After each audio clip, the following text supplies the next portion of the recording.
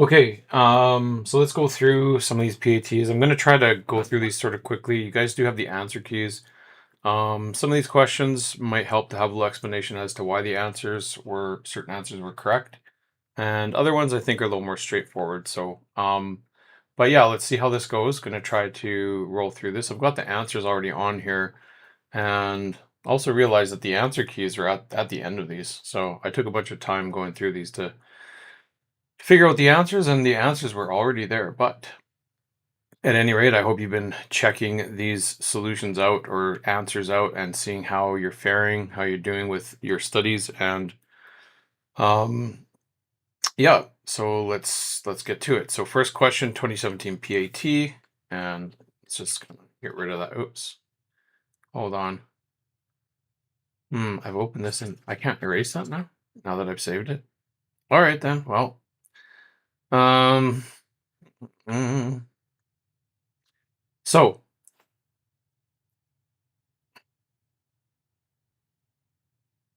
so we have some facts about the Canada goose. Read the following. They play an important role in seed dispersal. They fly in V formation to conserve energy. They have well-developed vocal cords for communication, and they were believed to be extinct in the 1950s. Which fact listed above describes part of the ecological niche of giant Canadian geese? Remember, the niche is basically where they live, what they eat, how they interact with their surroundings. So W, being the answer here, was because they playing an important role in seed dispersal. They eat seeds, and then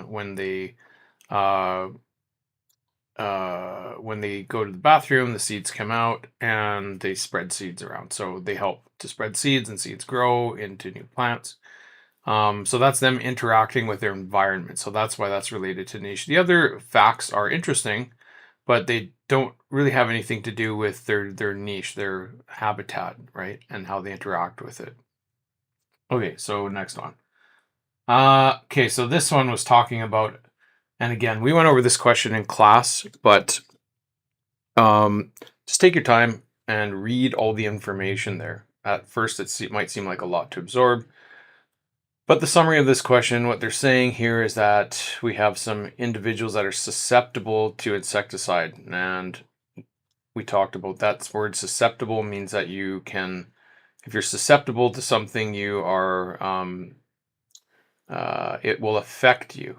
Okay, so if you're susceptible to something, it means that things can affect you. So it means the insecticide affects them, in other words, kills them, right? So the gray ones represent bugs that would die from this insecticide. And then the other one, black one, says that that's insects that are resistant. So they would be the ones that would not die. Okay, so here we have 5 that survived in this first application. We look to the next application now. If you count them up, I think there's like 1, 2, 3, 4, 5, 6, 7. Now we have, so there were 5 that survived, and there were 10 or 11 that survived. See how many do we have here?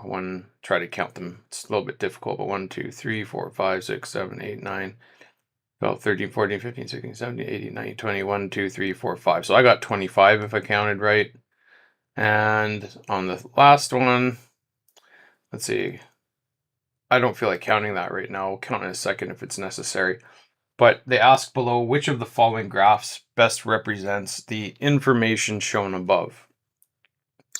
So, and we have to look at all the information. We look down here. It says the solid line is resistant individuals, and the susceptible individuals are the dotted line. So we want to see what matches that information. So we can see that at the beginning in application 1, there are many susceptible individuals, and then there are less, and then there are less, then there are less. So if susceptible individuals is the dotted line, that means they should be going down as more applications of the insecticide are placed. So here we have the insecticide applications, the first, the second, the third, and the fourth. Those should be going down, and here it is indeed going down, so that's good. This one we could rule out because that just the opposite is happening, and the susceptible insects are going up, which is not the case. And same with C.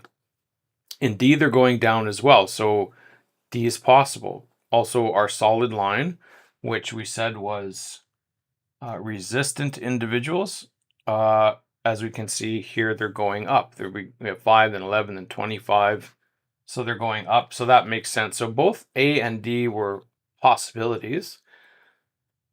In this one, we have a straight line, right? So that means it would be a linear equation, which means it changes by the same amount each time. Where here's something that doesn't look like a straight line. It's kind of starting off a slow change, and then it kind of gets a little bit faster. Here, these start to susceptible individuals start to decrease slowly, and then they kind of decrease more quickly as it starts to point downwards more quickly. So if we just look at even the first couple ones from the first application, the second one, there were 6 more susceptible individuals. If this was a linear equation, we should have 6 here as well. But we already have like 14, and I would suspect that again this number is increasing in a non-linear way. These numbers are not the same, so it's not a linear graph, it's something that's changing. So that is why we get this this shape here. So A is the right answer. Okay, next question. Okay, so in this one, it's giving us some statements about different species. It's asking us to identify variation within species and variation between species. So quite simply, if they're talking about 2 different animals, it's going to be between species. And if they're talking about the same species of animal, but just changes that you see within the same species, then it's going to be variation within a species, number 1. So here we were comparing sharks and whales, so that's definitely between species, so it gets a 2. Houseplants, ferns produce spores, while other houseplants like ivy produce runners. Ferns and ivies are both plants, but they're not the same species, so that's differences, variation between species. They said black bears have different colors of fur, but they're all considered black bears. That's the same species of bear, so that's within species. And then the same one, they said black veins on a male monarch's butterfly wings are thicker than the ones on the female's wings. Now they are different sexes, but they still are the same species, so that's still variation within species. Okay, next one is talking about asexual reproduction. The type of reproduction shown in the diagram, and it said there's a bud, right? So there are different types of asexual reproduction in plants like runners, and buds are another one.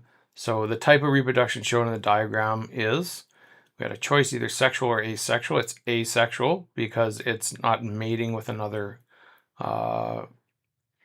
living thing, and the offsprings of the hydra will be genetically identical. So that's the thing with asexual. They're just reproducing themselves, or essentially cloning themselves.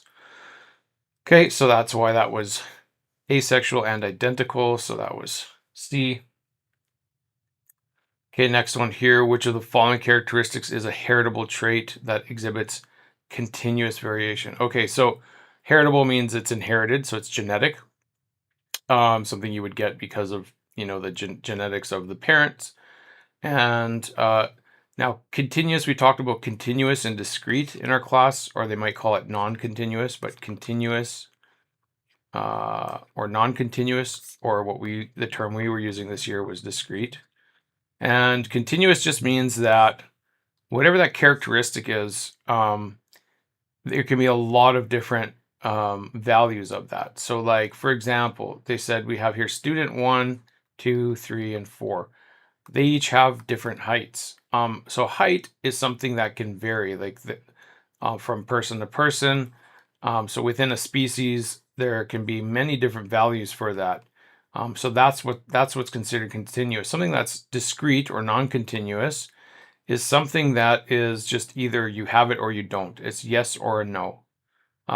So you either have it or you don't. So I'm not sure what type of scarring they're referring to. We're talking about, it should be something that's not even heritable. So that's the other trick here too. So it said it had to be heritable and continuous. So scarring isn't even heritable. That's just something that, you could have on your skin if you get injured. You might not know what a widow's peak is. So it's just like the way a hairline is formed. So like, like Count Dracula has kind of like that dip. That's a characteristic that's genetic. So if you have that kind of shape, it's just because you had that gene that said you were going to have that shape of hairline. So that's what a widow's peak is. But even if you encounter a question and you don't know what this is, you can just understand that it's well, you can at least know that it's discrete by the yes no answer. Um, and yeah, but it's you might not know whether it was heritable or not if you don't understand what it is. But so that's what a widow's peak is anyway. Straight thumb. Okay, some people I guess have bendy thumbs and some people have straight thumbs. That's genetic again. But you either have that or you don't. It's not like a certain degree of it. It's just you either have that or you don't.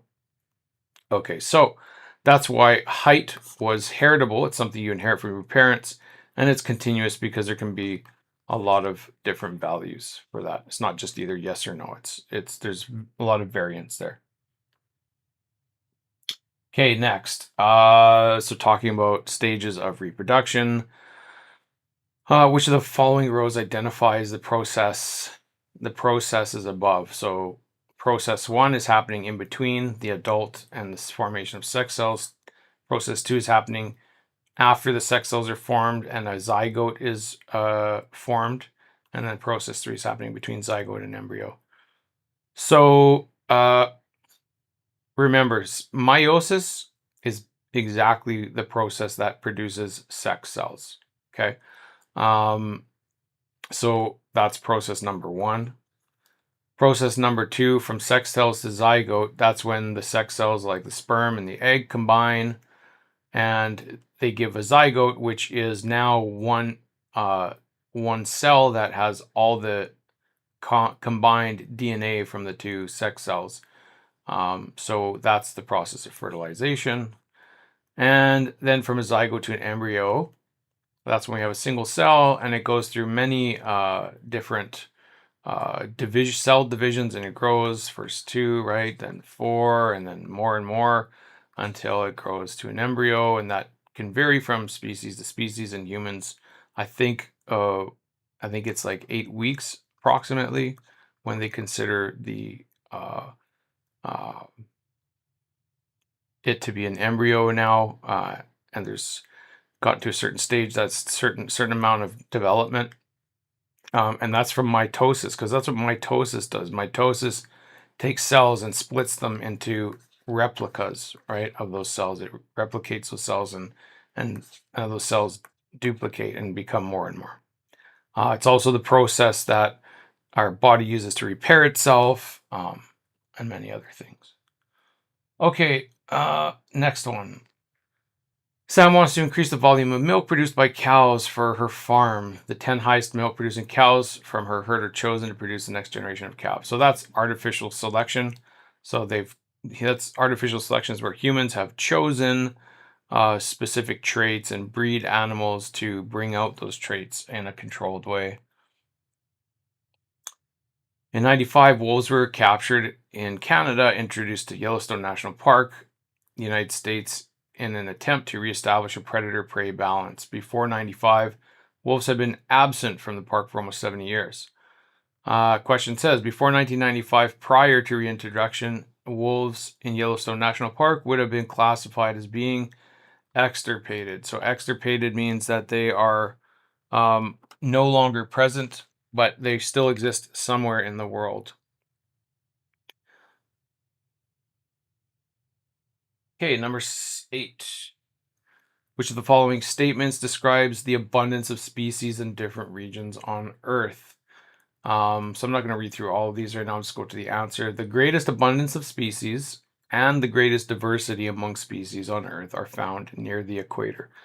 Okay, so abundance is referring to how many there are. So if there's one cat or tiger or something, abundance would say that we have many, many, many, many, many, many cats. Those are cats. See the ears? Okay, so that's an abundance of that species. And then the diversity among species, meaning that we have many, many different kinds of species. There's an animal, there's another one that looks like that. There's one. Wings. Okay, you get the idea. So many different types of animals and large populations of those animals. So the abundance is kind of referring to the population size. Okay? All right. Next up, three 16-year-old girls won the top prize at their science fair. They studied the effects of treating barley seeds in different solutions before planting them. Some of their findings are summarized below. So again, take your time, look at it, look at the chart, see what read everything, number of days. Okay, this one was just treated with water. This is water plus bacteria. And read the title. This is talking about the time taken for barley seeds to germinate. And if we recall, germination is when the seeds first sprout up and we get a little, for first two green little leaves. And then the other one says dry mass of barley plants after 37 days. So here's the water treated one. Here's the water plus bacteria. So we can see that water treated control group, time taken for barley seeds to germinate. So it took 6 days for them to germinate. So it took longer. The water plus bacteria grew or germinated in only 3 days. So they germinated faster. Also, the water treated control group, when they grew after 37 days, the plants weighed about 0.4 grams, and the bacteria treated ones grew 7. So they took less days for them to sprout, which is good. It means they grew longer, or they sprouted faster, and they also grew larger. So looking at that, I actually have a mistake in this answer key. Because I must have been late when I was doing that. I remember interpreting this graph the other way around. So I put, let's see, according to the information given, the manipulated variable in the experiment described above is okay, so the first one's fine because the manipulated variable is a thing that we're changing, or sometimes referred to as the independent variable. So the manipulated or independent variable is the one that we are changing to see how it affects things. And that is the different solution treatments, either water or water with this bacteria. So 9B, that's fine, that's correct. Here's where I made a mistake. It is not slower germinating. It only took 3 days to germinate, which is faster. So because it was late and I was tired, my brain was thinking a bigger number, right? Like that's better somehow. That's not the case. 3, a lower number is better. That means it's faster, germinated faster. So let's fix that first of all. Okay, so that should be faster germinating and more massive crops. So they got bigger. Yeah.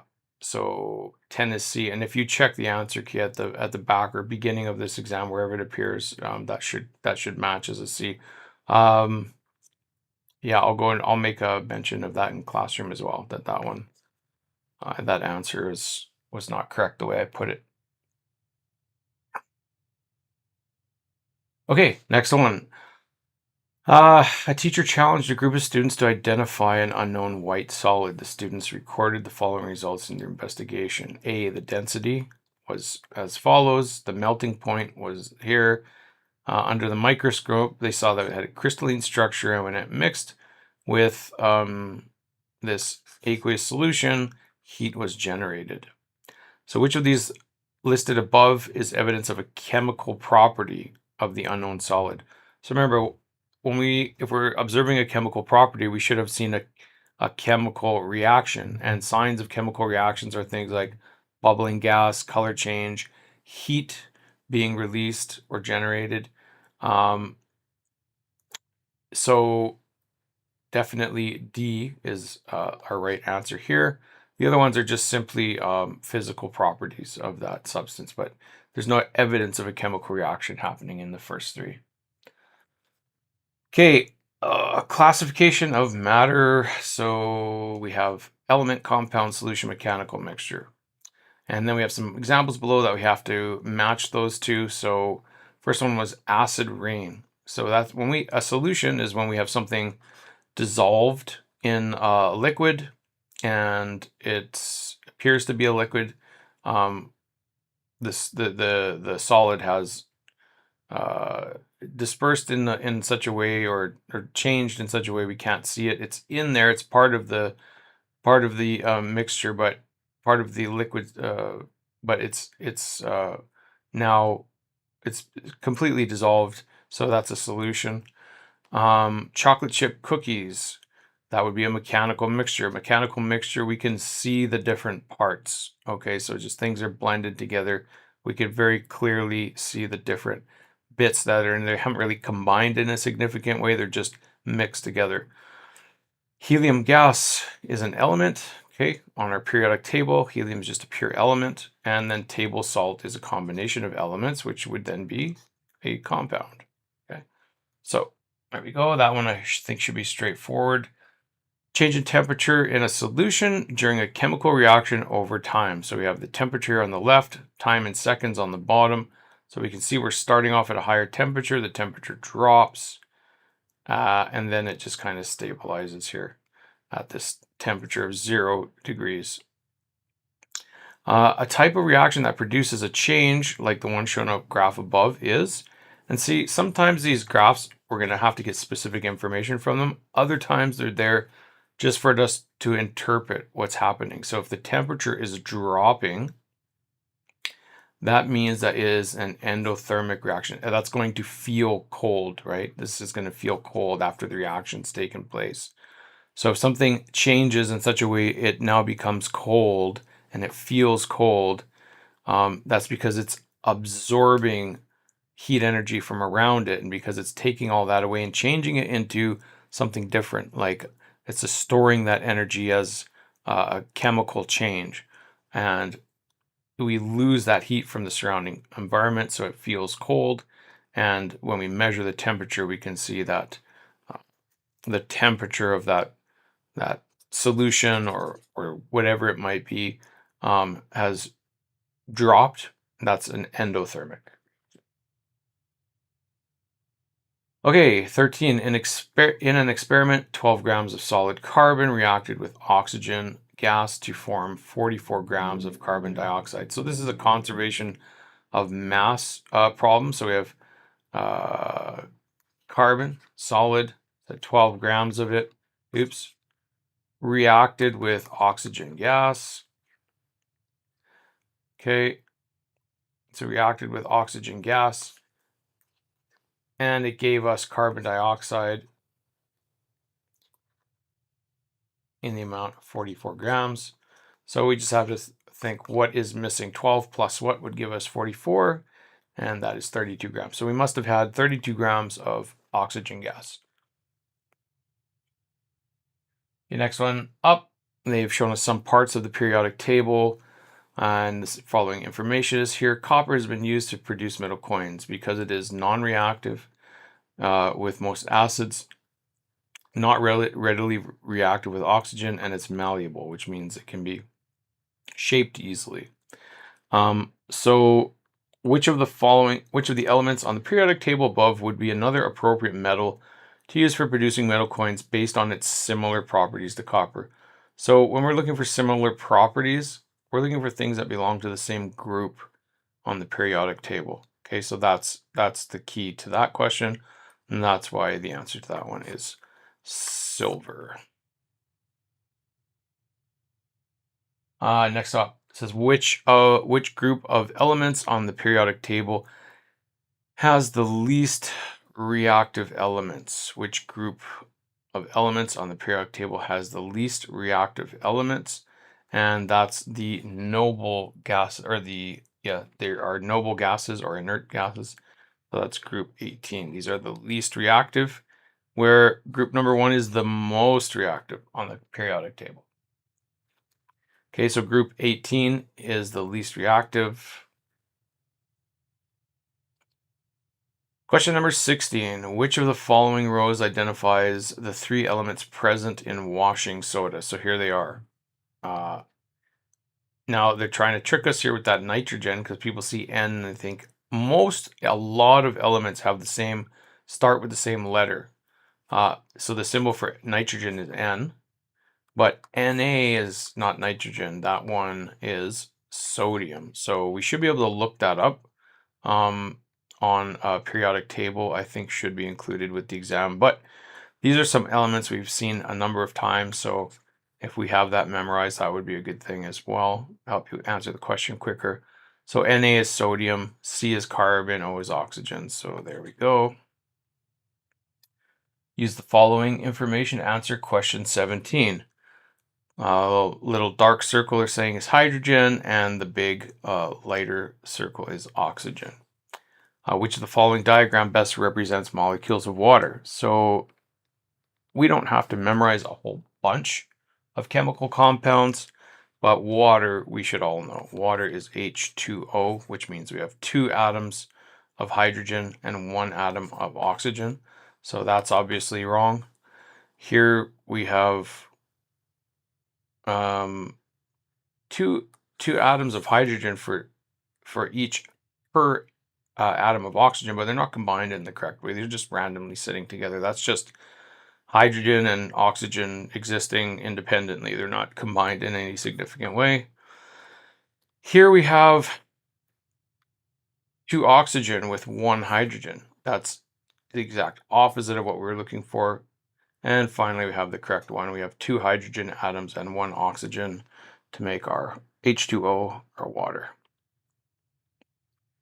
Which pair of compounds below can be classified as ionic compounds? So remember, one of the keys is that an ionic compound has a metal in it. So if we check these different compounds out to their, this one is which pair of compounds can be classified as ionic? So they both have to be ionic. And carbon and hydrogen are definitely not. In fact, when we have both carbon and hydrogen, we know that that's a molecular compound, and neither of those are metals. Okay, so then the same goes for this molecule as well. But at this point, we don't even really need to think about that one because we already know this one is not ionic. So there it is again, not ionic, and nor is that one. Now, first one, we've got lithium chloride. So we do have a metal there, lithium combining with chloride. So that looks like a candidate. And then we've got, let's see, fluorine and beryllium.